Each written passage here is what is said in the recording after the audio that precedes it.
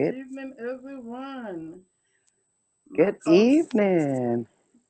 How you doing, Felicia? How are I am you? wonderful, darling. How are you? Good. My co-host Felicia Sanders and I welcome you to the Issues of Life Talk Forum on tonight. We are so excited about tonight, y'all. We want you to feel free to show some love on tonight with your hearts and comment hashtag Issues of Life Inc. And also share this live, okay? Show some hearts and I know people love to push those little like buttons, but we need you to show some hearts on this live tonight Come on because now.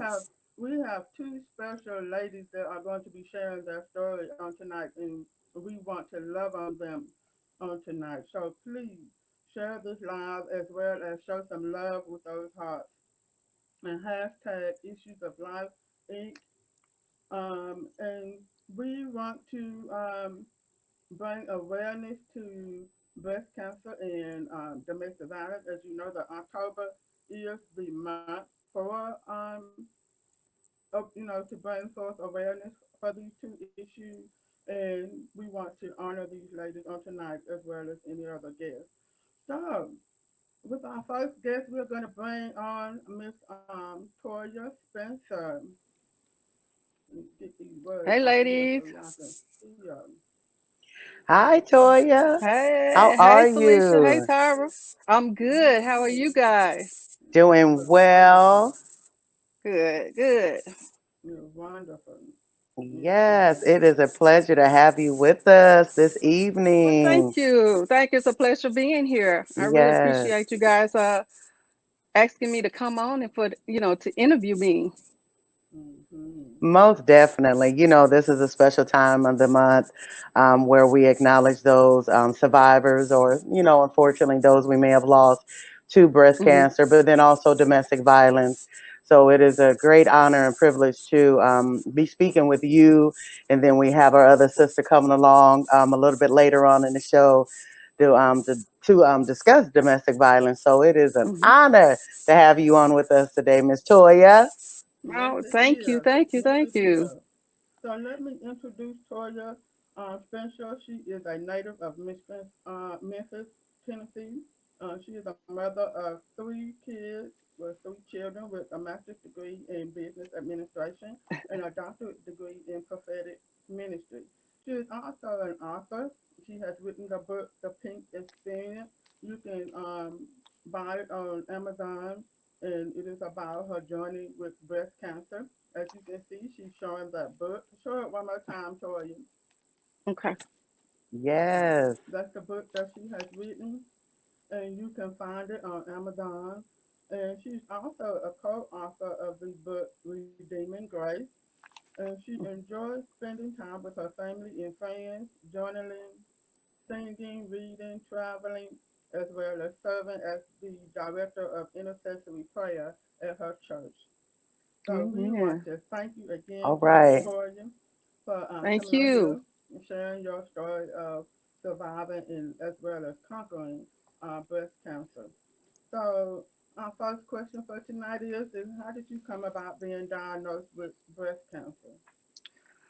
Well, um, how did I guess it's not really complicated as I'm getting ready to say. I was getting ready to say it's complicated. But actually, I was actually, God actually told me in a dream.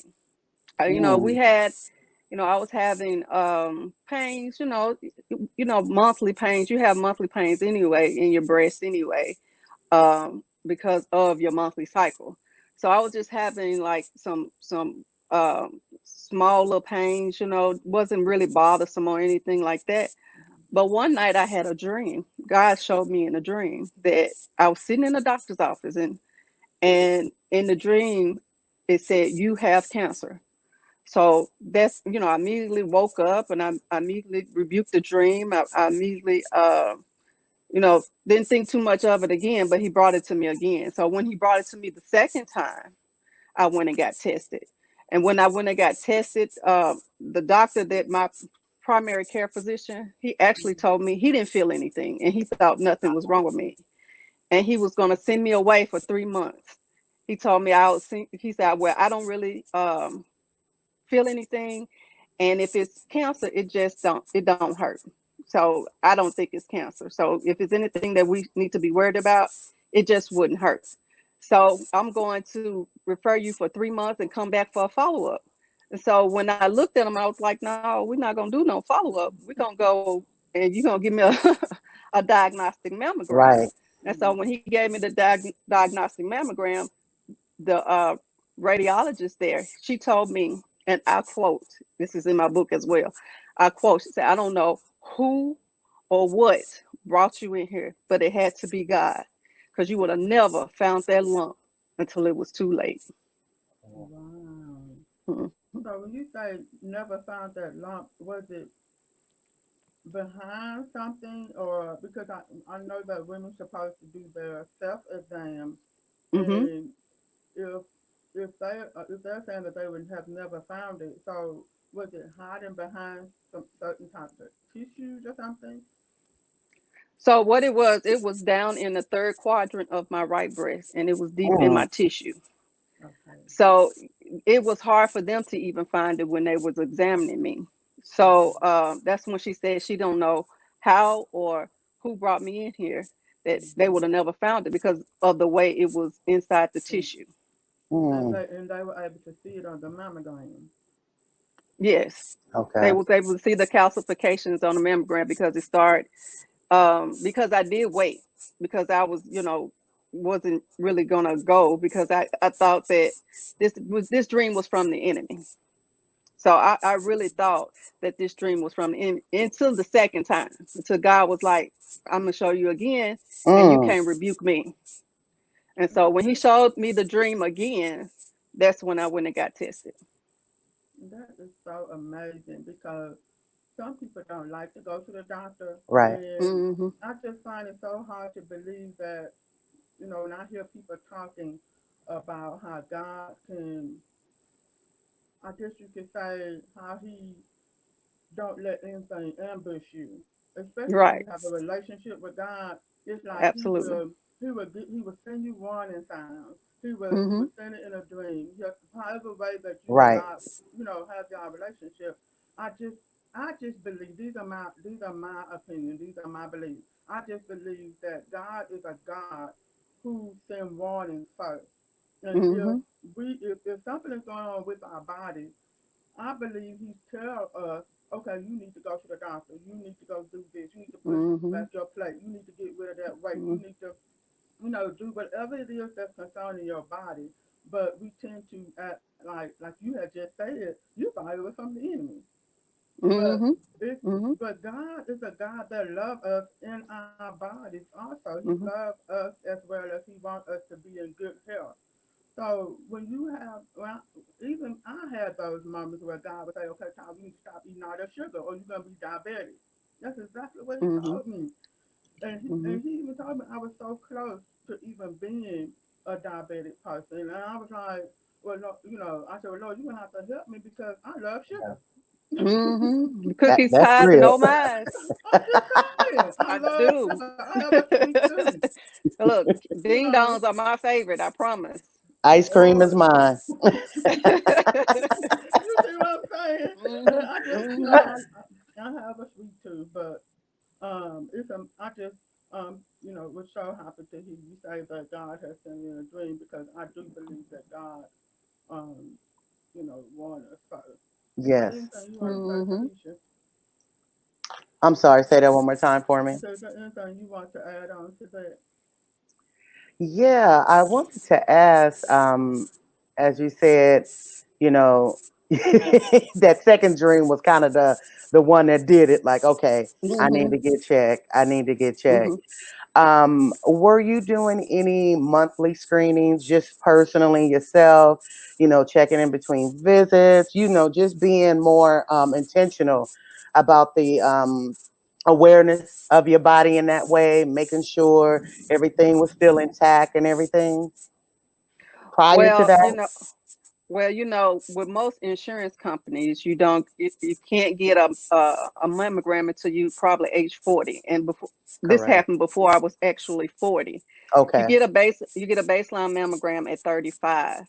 And during that time, of course, nothing was shown. So no, I promise I wasn't doing self exams. I wasn't even thinking about breast cancer. Wow. I wasn't thinking about any of that, because every time I go to, have my physical, have my my yearly exam, everything was fine. So, I didn't have high blood pressure, didn't have high cholesterol, none of that. So I was just merely a healthy 38-year-old woman when I got diagnosed. Wow. So, cancer was not in my radar. Of course, my daughter was just getting ready getting ready to graduate high school, and my other two children were 5 and 6. So I wasn't thinking about anything. I had just recently got divorced, so I was trying to live my best life. I was, walking around here. I was actually mad at God because my marriage had failed. Wow. So I was like, God, I was praying every day, for my marriage to resurrect, and stay in existence, but it did not. So I was actually mad because I had took myself out of actually having fun, actually doing things that I wanted to do because I thought that's what God wanted me to do. So I was actually mad. I didn't go to church. I Mm, didn't want to pray for nobody. I didn't want to do none of that. So God had to get my attention. You know what mm. I'm saying? So sometimes God would allow stuff to happen to get your attention. Like, hey, Yes, he will. I I need you to come back. I need you going down the wrong road, and I need you to come back. Wow. So during that time, that's when my faith began to be on 1,000. Because that's the only time that when you in a situation, that's when you become desperate for God because it's out of your hands. When they say you got cancer, ain't nothing else you can do. The only thing you can do is trust God. So when your trust is in God, you start getting desperate. I had scriptures all over my house. When you walked into my door, that's all I had. That's all I was eating. I was eating the word every time you walked through my house. Mm.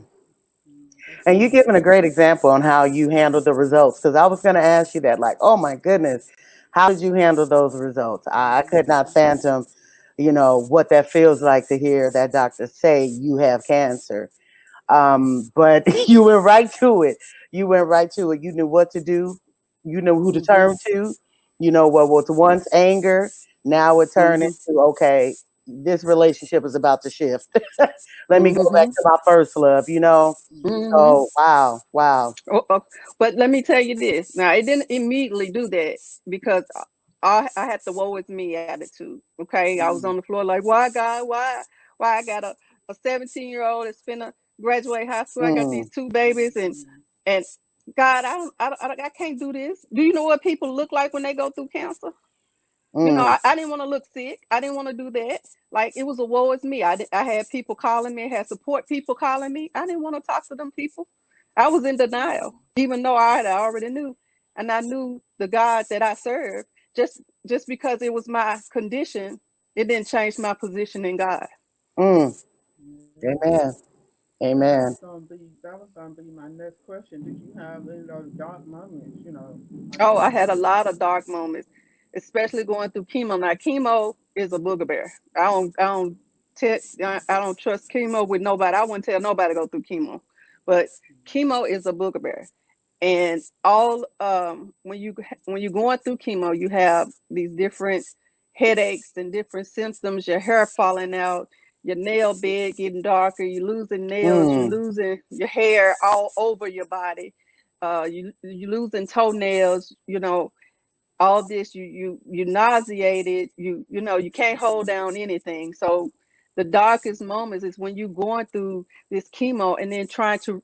By the time it's time for that you feeling better, it's time for some more chemo. I didn't And you, know mm. that. I didn't know that you could lose your fingernails and toenails. I knew about the you, hair Right. and you losing could. your Mm-hmm. eyebrows and your eyelashes and stuff Mm-hmm. like that. But I didn't know about the fingernails and the toenails. Yep. You can lose Wow. fingernails and toenails too. Mm-hmm. Wow. Had no clue. Oh my goodness. Mm-hmm. Girl, just hearing you saying it make me want to get into a dark moment because I'm like, me being without my nails and my hair and you said you had to be nauseous and I hate being nauseous. Mm-hmm. You I was hate it with a nauseous. passion. And Everything you ate came right on out of you. Mm-hmm. wow, oh my goodness. And Yeah, all you could yeah. Wow. do was just call on the Lord, you know. That's all you could do. I mean, because it's nothing else that you can do. I mean, you're going Mm-mm. through these all these emotions as well as your physical going through Yeah. physical motion as Mm-hmm. well with the chemo, and that's an attack on all both sides, your physical as well as your emotions. Mm-hmm. But then you're trying to keep your mind sane at the same time, Mm-hmm.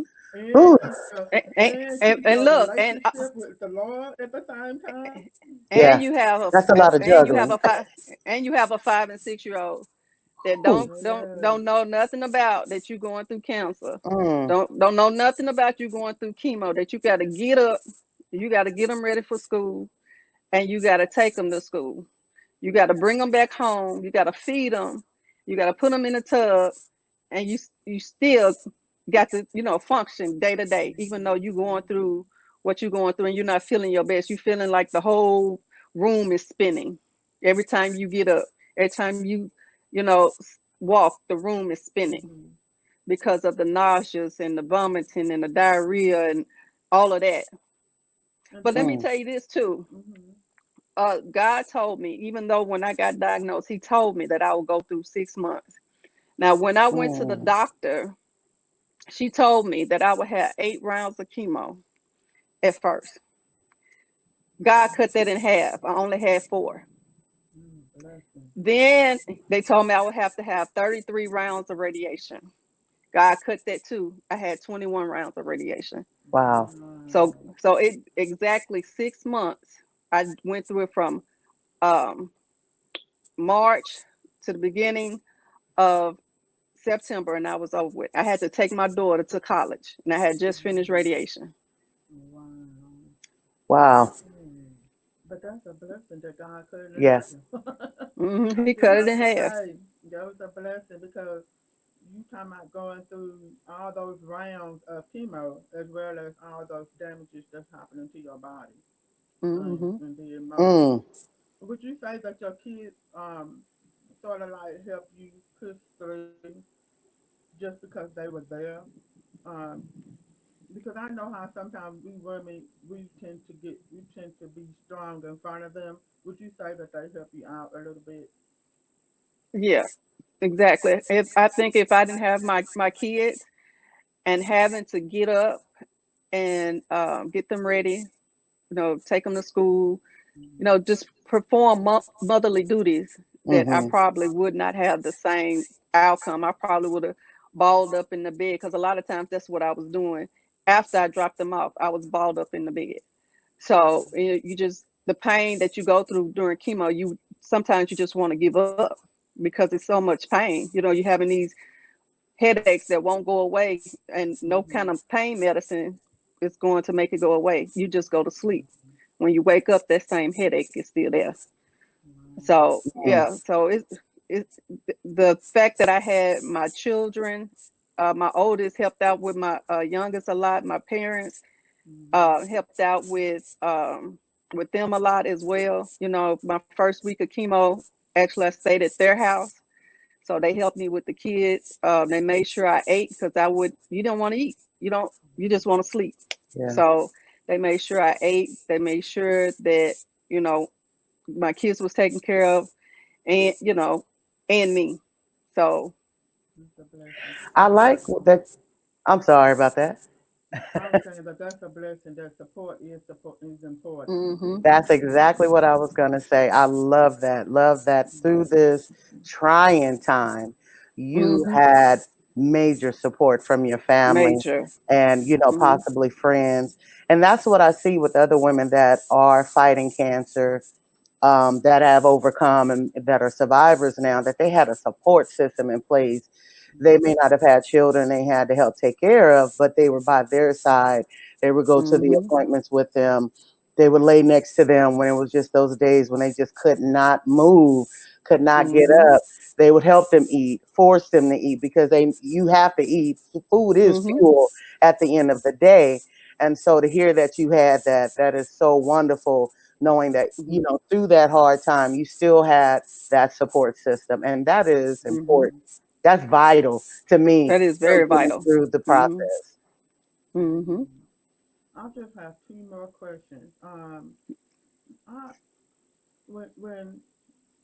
when people are going through this battle of cancer, some people don't know what to say to that person when to the person that is battling cancer. Mm, Mm. I want to ask you, what is it that we should say to a person who is battling cancer? Because I know the first thing we want to do is pull scriptures or say, you're right. Mhm. my condolences, or um, we really don't know what to say. What should a person say to, or what did you want them to say to you?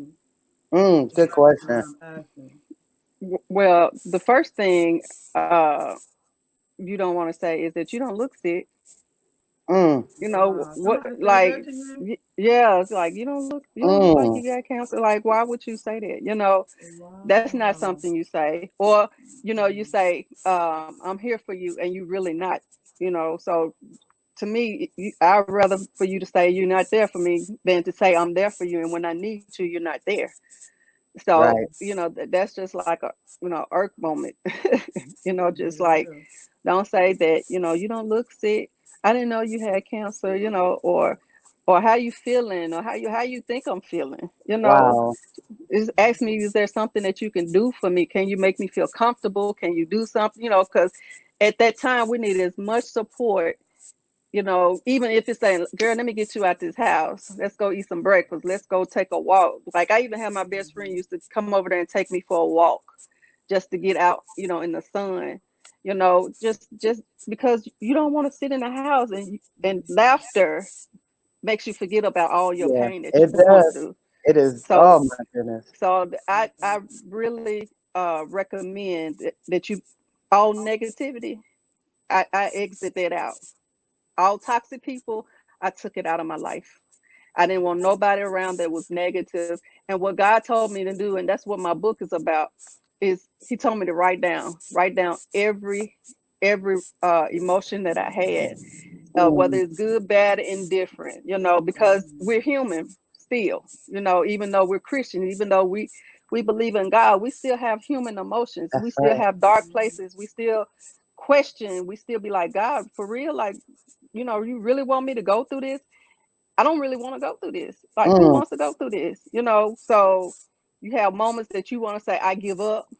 Like, but you got to keep fighting. Then you look at your kids and you say, okay, I got to keep fighting for them.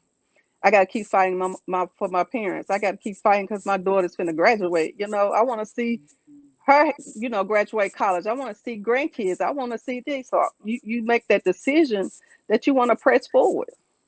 Mhm. And so we should say to a person who is battling cancer that, is there anything I can do for you? How can I make Hmm. you comfortable, Hmm. or um, is it okay if I can give you some money? Because Or that even just stuff bring a alone care to package. live. Yeah, right. Hmm. yeah. Just Um, bring a care package, socks, exactly. Yeah. lotion, anything, aromatherapy, anything. Just a care package that'll brighten somebody else's day, or Yeah. that'll brighten that survivor's day or the cancer patient's day because you thought about them. Right. And Mhm. something to add to that too, I thought about this other angle, other side of it is sometimes people don't know what to say when when Mm-hmm. they see or going through trauma or seeing something like this. They just lost for words. And I've learned if you just don't have nothing to say, just show your love. And if that's Mm-hmm. just embrace them and just say, I love you Mm-hmm. and I'm here. Maybe that's all you Mm-hmm. can say. And that's fine. I think that has a lot of weight to it as well. Because I've learned getting older, a lot of people, some people just don't know what to say Yep. Mhm. when they are going through Exactly. that and seeing trauma. Mhm. Mm-hmm. Mhm. That's exactly right. So this is the last question for you, Toya. What would you like other women who may be going through the same thing to know? Oh, well, I would like other women to know just you got to keep pushing. No matter how hard this treatment may get, no matter how hard this struggle, you have to trust the process. And in Yes, trusting the process, you have to process the trust. So it's always in the yet. Your yet, you have to get to the other side of yet. So your victory is on the other side of yet. So how bad do you want it? So you got to keep pushing. We got to keep pushing. You got to keep positive thoughts in your mind. You got to keep positive things around you. Stay off the internet because sometimes you be on the internet and you researching. It's gonna freak you out because it did me. Because I start looking at Google and researching and breast cancer this, breast cancer that, and a lot of that stuff will freak you out. I So believe that. yeah, so you have to make sure that you keep the positive in front of you and keep pressing on and believe That's that good. God is immediately your healer, and Mm, he wants nothing more than to heal your body. Mhm. amen. That's awesome. That is so awesome. All right, Miss Toya, we do want to thank you again for being a guest on the Issues of Life Talk Forum and sharing your story as well. It has, I have learned some things. Mm-hmm. Yes, Well, I don't know about thank anybody else, but I have learned some things. same here. And thank and you. I just I'm want glad. to thank you again. Yes, and we hope that you will come on back and be a guest at another time on this show because we really have enjoyed you. Yes, Oh we yes, have. anytime. It was a I'm not only pleasure. a counselor girl. Bring me on, honey. Yes, I'm coming. Just call me. Do I yes, have to bring my own exactly. microphone this time? You are a Oh mess. my goodness. You know I got it. You know I got it, girl. You know I I bring know. it. You know I already know, boo. Mm-hmm. Yes. It was a pleasure. It was Yes, a it pleasure. was. Thank you It guys. was. All right. Whenever you You need me, just call me. Yes, you okay, on the I list. will. You at the top of the Yep. Okay. list. Go test. You at Okay. the top of the list, boo. Yes, Yeah. you are. So we thank you again, Toya, and we're gonna bring on our next guest. So you have a wonderful night. Bye All right, y'all. bye. Bless y'all. You Thank too. you. Same